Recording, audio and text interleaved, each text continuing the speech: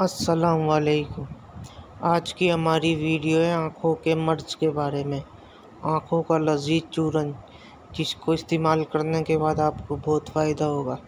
तो वीडियो शुरू करने से पहले अल्लाह की रज़ा की खातिर एक बार अल्लाह बोलें और चैनल को सब्सक्राइब कर दें, बेल आइकन को ऑल करके प्रेस कर दें।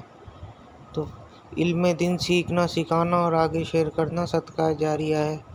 मरने के बाद भी हमको इसका सवाब मिलता रहेगा। एक बार दुरूद शरीफ पढ़ लीजिए और चैनल को सब्सक्राइब लाजमी कर दें। हो सके तो लाइक और कमेंट भी कर दें।